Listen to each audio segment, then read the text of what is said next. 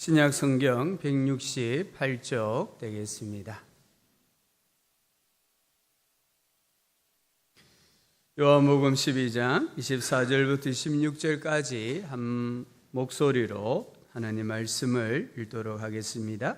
내가 진실로 진실로 너희에게 이르노니 한 알의 밀이 땅에 떨어져 죽지 아니하면 한 알 그대로 있고 죽으며 많은 열매를 맺느니라. 자기의 생명을 사랑하는 자는 잃어버릴 것이요 이 세상에서 자기의 생명을 미워하는 자는 영생하도록 보존하리라. 사람이 나를 섬기려면 나를 따르라. 나 있는 곳에 나를 섬기는 자도 거기 있으리니 사람이 나를 섬기면 내 아버지께서 그를 귀히 여기시리라. 예, 반갑습니다. 오늘 영호남교회 선교 축제 주일에 우리 선교사님 네 가정이 함께 하고 있습니다.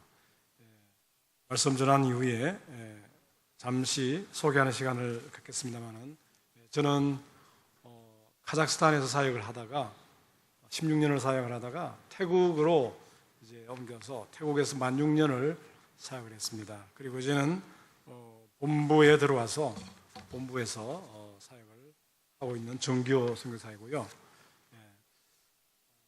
선교 축제를 저희들이 여러 교회를 이렇게 다녀보는데 영호남교회가 106번째로 이렇게 축제를 이렇게 진행을 하고 있습니다. 영호남교회의 그 느낌을 짧게 말씀드리면, 교회가 참 안정적이면서도 환하다고 해야 될까요? 교회당도 새로 지어서 그런지 교회당 분위기도 좋고, 성도들을 이렇게 또 대할 때 환하게 웃으시고 이렇게 참 안정감이 있으면서 환하다는 느낌을, 이건 굉장히 제 주관적인 느낌입니다. 그런 느낌을 받아서 참 좋습니다. 이런 선교가 좀 부담스럽고 또 힘들고 어려운 것으로 생각을 하시는데, 그것이 뭐 부분적으로 틀린 말은 아닙니다. 부담이 되고 또 힘들고 어려운 면이 있지요.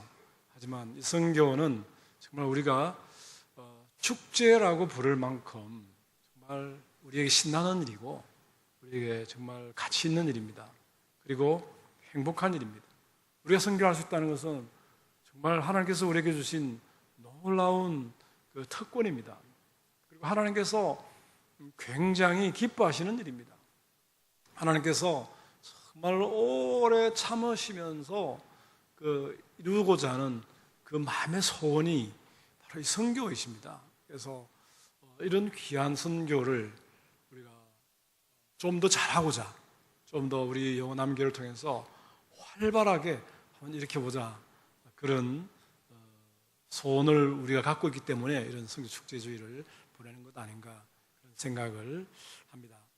오늘 또 남은 시간 계속해서 적극적으로 또 참여해 주시고 또 함께 해 주시면 우리 하나님께 큰 또 기쁨이 되고 또 우리 영호남교회도 많은 유익이 있을 것으로 그렇게 생각을 합니다. 이제 말씀에 좀 집중하는 시간을 가지겠습니다. 아주 오래전 일인데요. 고고학자들로 팀을 짜서 이집트의 발굴을 하기로 했습니다. 그래서 이집트에는 피라미드가 많지 않습니까? 한 3,000년 된 피라미드를 발굴하면서 그 피라미드 내부에 여러 이제 유물들이 나오겠죠. 그 가운데 토기로 만든 병 하나가 꽃병과 같은 그런 자기 그릇이 하나 나왔습니다. 그 속에 보니까 미랄이 많이 이렇게 담겨 있는 것을 발견했습니다. 그래서 고고학자 가운데 윌리엄 브라이너라는 박사님이 계셨는데, 이 박사님이 호기심이 발동을 했습니다. 과연 이 밀을 지금 가지고 와서 심으면 싹이 날 것인가? 그런 호기심이 있어서 몇 토를 몰래 주머니에 넣고 이제 돌아왔다고 합니다. 그래서 집으로 돌아와서 그 화분에다가 그 미랄을 심었더니 그 미랄이 이제 싹을 틔우고 열매를 많이 맺었다고 합니다. 이 사실을 대할 때 오늘 읽은 우리의 하나님의 말씀 24절, 특별히 그 말씀이 얼마나 정확한지, 참 하나님의 말씀이 변치 않는 진리의 말씀인 것을 한 번 더 새삼 깨닫게 됩니다. 오늘 본문에 보면 24절에 한 알의 밀이 땅에 떨어져 죽지 아니하면 한 알 그대로 있고 죽으면 많은 열매를 맺느니라, 그렇게 했습니다. 오늘 이 변치 않는 하나님의 이 말씀이 선교 축제 주일을 맞이하여서 오늘 저와 여러분에게 또 영원함 교회의 그 선교 사역에 어떻게 적용이 되는지 한번 살펴보기를 원합니다. 24절에서 말씀하고 있는 한 알의 밀이라고 했을 때에 이 한 알의 밀은 바로 예수님 자신이셨음을 우리가 알 수 있습니다. 먼저 요한복음 12장을 제가 좀 간략하게 말씀을 드리겠습니다. 설명을 드리도록 하겠습니다. 12장은 1절에 보면 이렇게 시작합니다. 6월절 엿새 전에 예수께서 베다니에 이르시니, 이렇게 시작합니다. 그러니까 이 12장에 기록된 이 내용이 6월절 유대인의 큰 명절에 일어났다라고 볼 수 있습니다. 6월절은 오늘 우리로 말하면 일본의 그 식민지로부터 벗어났던 그 해방 기념일, 광복절에 해당하는 그런 이스라엘의 명절입니다. 이스라엘 백성들이 애굽에서 종살이 할 때에 400년 넘도록 종살이 하다가 이제 애굽에서 나왔던 그날, 그 해방되었던 그날을 기념하여서 지키는 명절입니다. 그것이 6월절입니다. 이 6월절을 엿새 앞두고 예수님께서 베다니에 들어가면서 이제 6월절 준비를 위해서 많은 사람들이 예루살렘으로 몰려드는 그 시점이었습니다. 유대인들은 이 절기를 일주일, 마지막 날까지, 마무리하는 날까지 치면 8일 동안 지키게 됩니다. 이 절기를 지키는 일 가운데 중요한 일은 예루살렘으로 다 모이는 것입니다. 예루살렘으로 모여서 이제 그들의 그 성전에서 하나님을 예배하는 일입니다. 그 일이 어쩌면 이 명절의 클라이막스에 해당하는 최고의 그 절정에 해당하는 그러한 일이겠습니다. 그런데 오늘 읽지는 않았지만 20절을 보게 되면 조금 불편한 그러한 내용이 있습니다. 제가 한번 읽어보겠습니다. 20절입니다. 명절에 예배하러 올라온 사람 중에 헬라인 몇이 있는데, 이 구절이 왜 불편한가 하면 이스라엘의 명절입니다. 유대인들이 지금 그들의 해방일을 기념하여서 지키는 명절입니다. 그리고 그들의 여호와 하나님, 이스라엘의 하나님께 그들이 지금 예배하고자 모이는 중입니다. 그런데 헬라인은 이방인입니다. 하나님을 알지 못했던 이방인들입니다. 근데 이방인들이 그곳에 섞여 있다는 겁니다. 그러니까 유대인들 가운데서 이 이방인들을 꺼려하는, 심지어는 이렇게 같이 섞여서 이야기하고 교제하는 것을 아주 부정타는 것으로 불쾌하게 여기는 사람들도 있었고, 그리고 또 멸시하는 사람들도 있었다는 겁니다. 그러면 하필 왜 이때에 이스라엘 백성들이 그들의 명절로 모여서 하나님을 예배하러 막 올라가고 있는 이 시점에 유대인이 아닌 이방인 헬라인이 왜 여기에 섞이게 되었을까? 좀 불편한 사실입니다.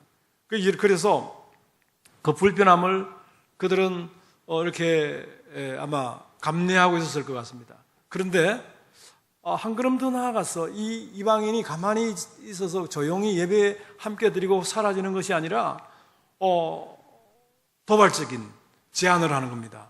그것이 21절입니다. 21절에 보게 되면 이 헬라인들이죠. 그들이 갈릴리 베세다 사람 빌립에게 가서 청하여 이르되, 가만히 있지 않고 빌립을 찾아가서 요청을 하는데 그 내용은 이렇습니다. 선생이요, 우리가 예수를 배우고자 하나이다. 이렇게 요청을 한 겁니다. 생각해 보십시오.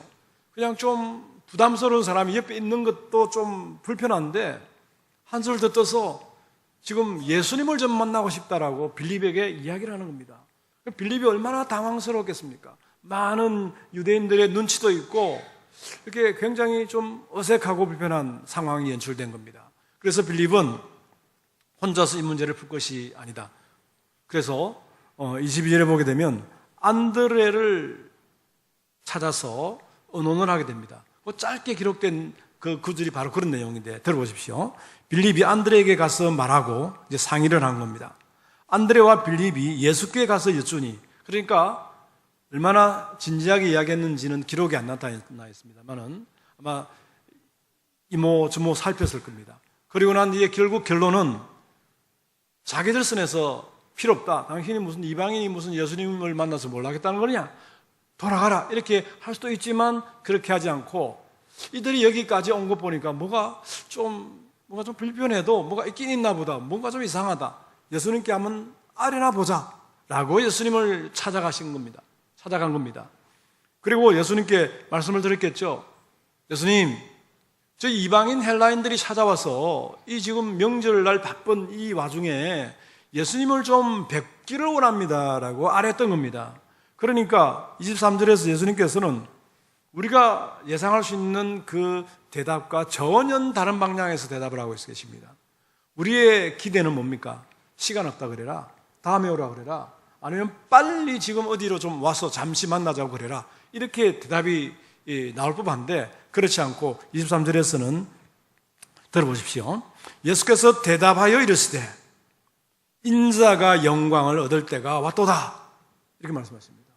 아주 좀 생뚱맞은 그런 대답 아니겠습니까? 그리고 이어서 24절에서 내가 진실로 진실로 너희에게 이르노니 이렇게 말씀하시면서 하늘의 밀이 땅에 떨어져 죽지 않으면 그대로 있고 하늘 그대로 있고 죽으면 많은 열매를 맺는다라고 말씀하시고 계시는 것입니다. 여러분, 이 사건이 굉장히 좀 이 전체적인 유대인들의 명절을 지키는 이 흐름에 맞지 않는 사건인데 이 사건을 예수님은 이제 정확한 그 타이밍에 하나님께서 의도하셔서 일으키신 그 사건으로 이해를 하십니다. 예수님은 이 유월절에 이방인이 결코 우연히 실수로 이렇게 함께하고 있다 그렇게 보지 않으시는 겁니다. 왜냐하면 만나고 싶다 그러니까 23절에서 다시 한번 확인해 보시면 인자가 영광을 얻을 때 바로 그때가 왔도다 이렇게 이야기하기 때문입니다. 그러니까 이 때는 어떤 때인 거 하니까 하나님께서 아담과 하와를 지으시고 난 뒤에 아담과 하와가 또 범죄하고 모든 인류가 죄악 가운데 갇혔을 때에 하나님은 먼저 이 인류를 구원하시기 위해서 먼저는 이스라엘 백성을 민족 단위부터 시작합니다. 이스라엘 백성들을 먼저 선택하셨습니다. 그리고 이 이스라엘 백성을 통해서 언젠가는 이스라엘 백성들만 구원하고 끝 이게 아니고 이스라엘 백성들을 통해서 이 세상에 사는 많은 이방인들을 포함한 우리 한국 사람들을 포함한 중국 사람들을 포함한 모든 사람들이 왜? 다 아담의 후손들이니까 이 하나님의 이 형상을 닮은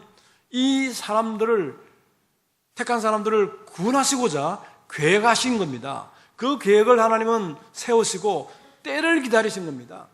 이 열방을 구원하는 이스라엘부터 시작했지만 열방을 구원함으로써 완성될 이 구원의 계획을 하나님은 계획하셨고 시기를 보시고 기다리고 계셨습니다. 그런데 그 구원의 역사가 시작되는 그때 바로 그 시점이 이르렀다 그 말입니다. 그 유월절 잔치 때에 헬라 이방인이 섞여 있는 그 시점을 이제 주님은 이제 인자가 영광을 얻을 때가 왔도다 이렇게 선포하시는 것입니다. 그 하나님의 때에 그 하나님의 구원의 계획이 이루어지는 방법은 주님이 24절에서 말씀하셨습니다. 어떤 거대한 프로젝트를 계획을 통해서 되어지는 것이 아니라 하늘의 밀이 땅에 떨어져서 하늘 그대로 있으면 아무런 일이 일어나지 않고 하늘 그대로밖에 존재할 수밖에 없지만 그 하늘의 밀이 땅에 떨어져서 죽어지면 그 한 알의 밀로부터 수많은 열매들이 맺혀질 것이다. 주님은 그렇게 말씀하시면서 이 한 알의 밀이 다름 아닌 바로 자신이 이제 유월절 명절 이후에 십자가 위에서 돌아가실 그 사건을 염두에 두시고 한 알의 밀이라고 표현하신 것입니다. 한 알의 밀이 땅에 떨어지고 한 알의 그 떨어진 밀이 죽어지면, 다시 말하면 십자가 위에 달리실 주님이 이제 인류 구원을 위해서 계획하셨던 하나님의 그 계획이 때가 되어서 십자가를 지심으로 죽고 부활하시고 나면 그 말입니다. 그러면 수많은 구원의 열매들이 이 땅의 이방인들 가운데서, 모든 족속들 가운데서 이제 맺혀질 것이다. 바로 그런 이야기입니다. 하늘의 밀이 땅에 떨어져 죽는다는 말의 의미가 무엇이겠습니까? 하늘의 밀이 땅에 떨어져 죽는다는 것은 자신을 깨뜨려서 모든 것을 내어준다는 의미가 아니겠습니까? 저는 농사를 짓지 않아서 잘 모르겠지만 늦가을에 그 보리를 뿌려서 이제 겨울이 이르기 전에 새싹이 파릇파릇하게 이제 겨울이 이르기 전에 겨울이죠. 한겨울이죠. 겨울에 그 싹이 나는 것을 동네 꼬마들이 호기심으로 그걸 한번 뽑아보면 본 적이 있다 그럽니다. 뽑아보니까 그 이제 싹을 파릇파릇한 그 추위를 뚫고 싹을 내기 위해서 그 뽑아보면은 그 밑에 그 씨앗으로 숨겼던 그것이 껍질처럼 이렇게 달려있다고 그러네요. 근데 그 껍질을 보면은 안에는 텅 비었다고 그럽니다. 왜냐하면 이 싹을 틔우기 위해서, 그리고 그 싹이 난 것이 자라서 열매가 맺어지기 위해서 그 한 톨의 그 밀알 안에 있던 그 영양소가 다, 자양분이 이제는 다 희생적으로 다 이렇게 배출이 되었기 때문에, 공급이 되어졌기 때문에 그렇다는 것이죠. 예수님께서 하늘의 밀알이 되셔서 십자가를 지셨다는 것은 자신을 깨뜨려 자신의 생명을 다 쏟아부으셨다는 이야기가 아니겠습니까? 예수님은 우리에게 자신의 생명을 주시려고 우리 대신 저주와 고통의 그 십자가를 지셨고요, 그 십자가에 달려 돌아가심으로써 우리는 이렇게 부요한 하늘의 생명을 얻게 되었습니다. 우리를 위해 모든 것을 내어주심으로 우리 가운데 이처럼 풍성한 새 생명의 열매들이 맺혀지고 있는 것입니다. 오늘 본문의 한 알의 밀은 다름 아닌 바로 이런 관점에서 예수 그리스도 자신이셨습니다. 예수 그리스도가 이 땅에 영혼 구원을 위해서 오신 한 알의 밀알이셨다면, 이제 또 선교사들이 이 땅에 떨어져서 죽어진 한 알의 밀알이라고 말씀을 드릴 수 있습니다. 여러분이 들으셔서 아시는 바대로 이 땅에 최초로 우리의 본토 땅을 밟고 선교하기 시작한 선교사님은, 개신교 선교사님은 가톨릭 선교사가 아니고 개신교 선교사님은 토마스 선교사님이셨습니다. 로버트 토마스 선교사님은 영국에서 목사님 가정에서 태어났고요, 그 목사님 가정에서 신앙 훈련을 잘 받았고, 그리고 20대 중반에 1863년도에 영국 런던 선교회에 파송을 받아서 중국 상해로 선교사로 오게 되었습니다. 그리고 이제 부인과 함께 선교사로 20대 중반에 왔는데, 그 부인은 일찍이 이제 적응을 못하고 죽게 됩니다. 그리고 이 본인도 여러 가지 고난을 겪다가 이제 조선에 대한 이야기를 듣게 되고, 이 조선에 대한 선교의 부담을 가지고 준비를 하게 됩니다. 그래서 이미 이제 그 당시에 조선어로 번역이 되기 시작한 그 성경책이 있었다고 합니다. 그 이제 성경을 모아서 이제 조선 땅에 어쨌든 이 성경을 지내버리고 몇 번 강화도 부근 인근의 섬들까지도 왔다고 합니다. 이렇게 뿌려보기도 하고 했다고 합니다. 그런데 이제 드디어 이 조선 본토를 밟을 그 계획이 이루어지는 때가 오는데, 그때가 1866년도였고요. 그 미국의 무역선 제너럴 셔먼으로 알려지고 있는 이 미국의 상선을 통역인 자격으로, 이 성사님은 이제 중국에서 공부를 하면서 조선 말도 성경도 접하고 이제 익혔기 때문에 서투르겠지만 이 통역인 자격으로 배를 얻어 타게 되고 성경을 한 보따리를 싣고서 대동강을 통해서 평양으로 들어오게 되었습니다. 그러나 어찌된 영문인지 이 배는 정상적으로 들어오지 못하고 통관 절차를 받고 들어오지 못하고 조선인 병사들의 그때 저항을 받으면서 이렇게 옥신각신 허락해달라 안 된다 옥신각신 하다가 분쟁이 일어나게 되고 결국은 이 배가 대동강변 그 모래톱에 걸리게 되고 도망을 가지 못하고 결국 그 식용유 같은 그 기름들을 바다 배분의 근에 뿌리고 그래서 배를 전소시켜버리는 불태워버리는 이런 사건이 있었습니다. 그래서 역사적인 사건이죠. 그때 많은 서양 사람들이 죽게 되고 이 토마스 선교사님도 이제 잡혀서 이제 죽게 되고 순교를 당하게 됩니다. 그때 이 토마스 선교사님을 죽인 조선인 병사의 이름이 박충권 씨로 알려지고 있습니다. 근데 이 박충권 씨의 기록을 남긴 말을 적어놓은 기록을 보게 되면 한번 들어보시기 바랍니다. 내가 서양 사람을 죽이는 중에 한 사람을 죽인 것은 내가 지금 생각할수록 이상한 감이 들었다. 내가 그를 찌르려 할 때 그 사람은 두 손을 마주 잡고 무슨 말을 한 후에 붉은 배를 입힌 책을 가지고 웃으면서 나에게 받으라고 권하였다. 내가 죽이기는 했지만 그 책을 받지 않을 수가 없어서 받아왔다. 이렇게 박충건 씨가 기록을 하고 있습니다. 그리고 이 성경을 가지고 왔는데 이 성경이 신기해서 이렇게 좀 이렇게 흩어지기 시작했죠. 나누어 가지고 이렇게 좀 이렇게 전해지기 시작한 것 같습니다. 근데 성경 한 권을 입수한 사람이 있었는데 그분은 박영식 씨라고 알려져 있습니다. 이 박영식 씨는 그 당시 종이가 귀했기 때문에 이 방을 성경책을 다 뜯어가지고 도배를 했습니다. 도배지로 사용해서 모르니까 도배지로 사용해서 온 성경 말씀으로 방안을 가득 발라놓았습니다. 얼마나 복된 가정인지 네, 그렇게 되었습니다. 근데 결국은 과정을 생각하면 이 박영식 씨도 믿는 사람이 되어가지고 그분이 그때 오늘로 치면 뭐 요관업이라고 할지 아니면 주막과 같은 사람들이 지나가면서 말도 쉬게 하고 쉬어다가 하는 그런 곳을 운영을 했다고 하는데 그 장소를 내어놓아서 널다리 교당이 거기서 세워지게 되고 그것이 장대현 교회가 된다는 기록이 있는 것입니다.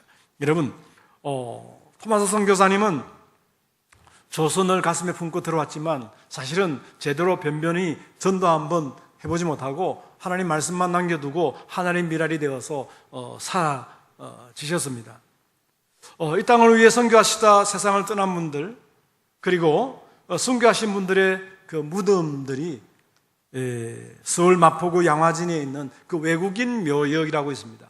거기 가보면 이제 아직도 그 묘비로 여러 묘비를 우리가 볼 수가 직접 눈으로 확인하고 볼 수가 있습니다. 조선의 선교를 위해서 자신의 목숨을 정말 조개껍질같이 초계처럼 버렸던 그런 분들이십니다. 자신뿐 아니라 그들의 가족들, 특별히 그 어린 자녀들까지 이 땅에 묻으면서 이 조선을 사랑했고 이 사랑하던 조선을 위해서 그들의 생명을 하늘의 미랄로 드렸던 분들이시죠. 그곳에 가면 유독 눈에 띄는 한 분 선교사님의 묘비가 눈에 띄는데요. 들어오는데요. 그분의 이름은 루비 캔드릭이라는 여선교사님이십니다. 독신으로 한국에 왔고요. 1907년도에 한국에 왔고요. 25세의 젊은 나이로 병으로 순교를 하게 됩니다. 그 루비 캔드릭 여선교사님이 마지막으로 그 부모님께 보낸 서신이 참 감동 가운데 전해지고 있는데 그 내용을 우리 한번 영상을 통해서 확인해 보겠습니다.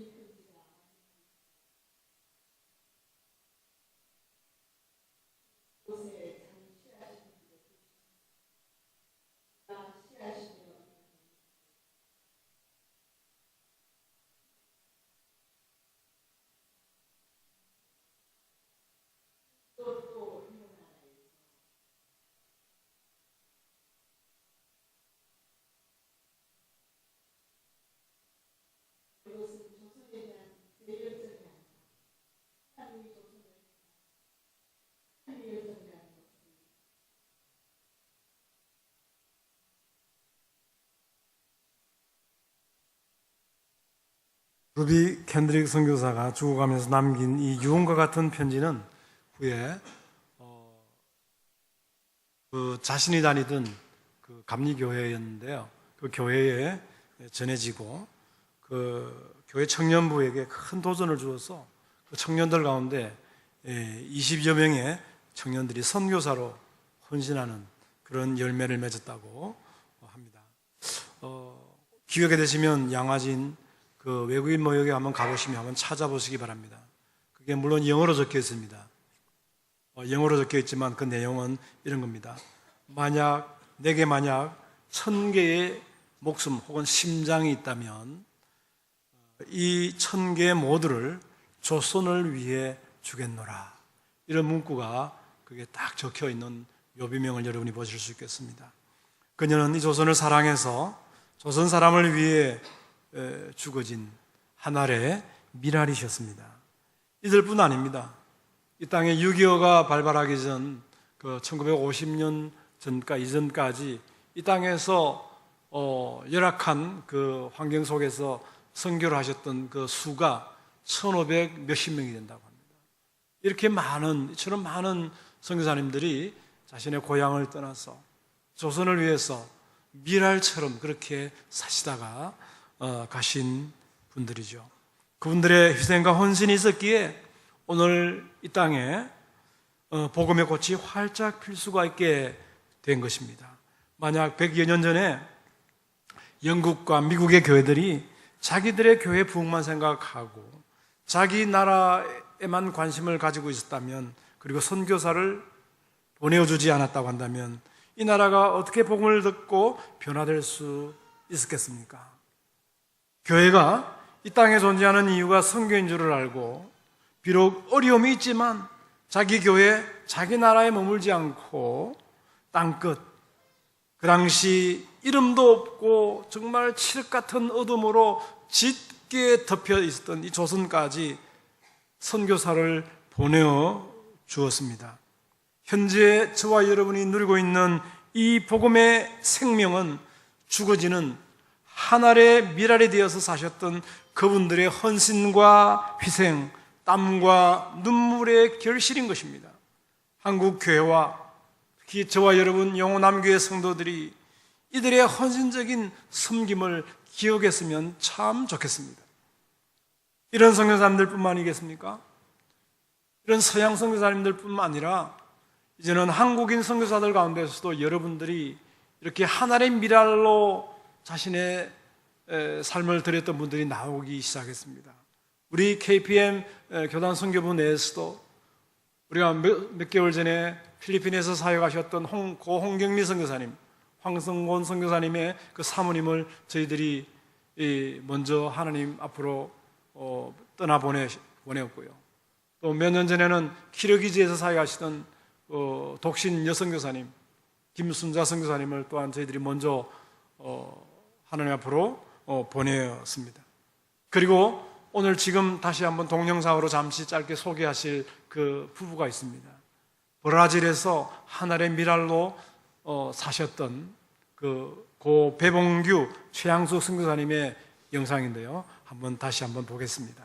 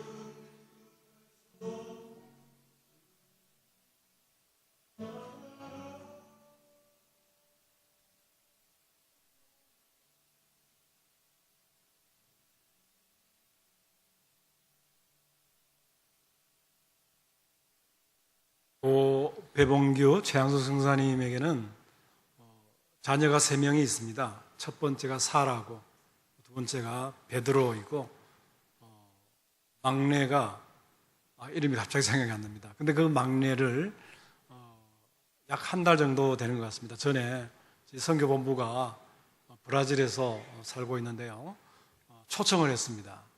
비행기 티켓을 끊어주고 초청을 했습니다. 그래서 격려하고 좀 우리가 축복하고 기도하는 시간을 가졌는데, 막내가 좀 늦둥이로 태어났는데 이제 대학원 과정에 입학을 해서 브라질에서 최고 좋은 사립대학에 대학원 과정에 입학했는데 전액 장학금을 받고 공부를 하고 아주 장래가 참 기대가 되는 그런 참 잘 자란 예쁘고 착하고 참 좋은 인재로 하나님께서 그렇게, 부모님은 안 계시지만 이렇게 길러주신 것을 우리가 보고 너무 감사했고 함께 기뻐한 적이 한 달 정도 전이었습니다. 두 분은 하늘의 미랄이 되셔서 그 브라질 영혼들을 위해서, 브라질에서 하나님의 그 정한 때에 하나님의 그 택하심 받은 백성들을 구원하기 위해서 미랄로 썩어져 가셨지만, 브라질 땅엔 많은 열매를 맺어서 지금도 그곳에 주님의 이름이 불려지고 있고 주님이 예배를 받으시고 있고 그 주님의 복음이 힘있게 계속해서 확장되고 있습니다. 참으로 놀라운 일이 아닐 수 없습니다. 말씀을 맺겠습니다. 맺으면서 25절과 6절 말씀을 제가 한번 다시 읽겠습니다. 자기의 생명을 사랑하는 자는 잃어버릴 것이요, 이 세상에서 자기의 생명을 미워하는 자는 영생하도록 보전하리라. 자기의 생명을 사랑해서 지켜보려고 몸부림치고 아웅바둥 해본들 결국 플러스는 되지 않습니다. 한 알 그대로 남아있는 것입니다. 그러나 이 세상에서 자기의 생명을 미워하는 자는, 자기의 생명을 포기하는 자는 하나님 일 아래 되어 썩어지는 그러한 삶을 사는 자는 그렇게 이해하면 되겠죠. 영생하도록 보존하니라. 그뿐이 아닙니다. 26절을 보게 되면 사람이 나를 섬기려면 나를 따르라. 나 있는 곳에 나를 섬기는 자도 거기 있으리니 사람이 나를 섬기면 내 아버지께서 그를 귀히 여기시리라. 우리가 정말 주님이 하나님의 미랄로 이 땅에 오신 것을 믿고 감사하고 또 이 땅에 찾아왔던 그 수많은 선교사님들이 그들의 그 미랄의 삶을 통해서 우리가 오늘처럼 행복한 삶을 살고 있다고 우리가 확신한다면 주님을 따르라. 주님이 걸어가신 그 길을 우리도 따라오라. 그 미랄의 삶을 우리에게도 하나님은 도전하고 계신 것입니다. 우리도 미랄의 삶을 선교적 헌신으로 그렇게 살아내어라. 그렇게 도전하고 계십니다. 그럴 때에 하나님은 우리에게 이렇게 말씀하셨습니다. 내 아버지께서 그를 귀히 여기시리라. 그렇게 말씀하셨습니다. 사랑하는 성도 여러분, 어떻게 우리가 하나님의 미랄처럼 살 수 있을까요? 어떻게 우리가 이 선교적 헌신을 어떻게 하나님의 미랄처럼 드릴 수 있을까요? 그렇게 어렵지 않습니다. 정말 우리가 선교를 위해서 기도함으로써 그러한 삶을 살 수가 있고 동참할 수가 있습니다. 또 하나님께서 우리에게 물질로 주신 이것을 가지고 청지기인 정신을 가지고 우리가 참여할 수 있고 동참할 수 있고 헌신할 수 있습니다. 그리고 우리의 시간을 들여서 우리 자신을 들여서 선교지에 일주일 내지는 한 달 또는 그 이상의 기간을 우리가 작정하고 우리의 생애의 한 부분을 그렇게 또 실제 현장에 나아가서 수고하고 또 동참할 수 있습니다. 이뿐이겠습니까? 기타 여러 방법들을 통해서 우리는 한 알의 미랄의 그 삶의 원리를 적용할 수 있습니다. 한 알 그대로 있으면 죽지 아니하면 한 알 그대로 있습니다. 희생하지 않으면 한 알 그대로 있지만 희생하고 죽어지고 썩어질 때 수많은 열매를 맺으시고 우리 하나님께서 그 삶을 귀히 여기신다고 말씀하고 있습니다. 사랑하는 영원함 교회 성도 여러분, 이제 다 함께 조용히 눈을 한번 감아보시기를 요청합니다. 눈을 감으시고 먼저 이 땅에 하나의 미랄이 되셔서 오셨던 우리 주 예수 그리스도께 감사하는 기도를 좀 드렸으면 좋겠습니다. 우리 주님의 그 희생적인 십자가의 삶이 있었기 때문에 오늘 이 땅에 우리 개인적인 삶에 이처럼 부유하고 풍요로운 복음의 열매가, 생명의 열매가 맺힌 것을 감사하고 우리 주님 영광을 받아주십시오. 모든 존귀와 감사와 찬양을 드려오니 받아주십시오라고 기도하십시다. 그리고 하나님, 우리 또한 주님을 본받아 따르기 원합니다. 주님의 제자들과 또 앞서간 신앙의 성도들, 이 땅을 찾아왔던 그 선교사님들의 그 헌신적인 삶을 배우기 원합니다. 따르기 원합니다. 우리를 도와주십시오. 우리를 축복하여 주십시오. 우리에게 은혜를 주십시오. 힘을 주시고 용기를 주시고 우리에게 하나님이여 결단의 마음도 주시고 우리를 사용해 주셔서 더 풍성한 열매가 우리의 자손들 또 우리의 오고는 세대 가운데 하나님 열방 가운데 우리 영원한 교회를 통해서 맺히게 하여 주십시오. 한번 다 함께 주님의 이름을 부르고 함께 기도하며 나아가도록 하겠습니다. 주여! 사랑하는 주님,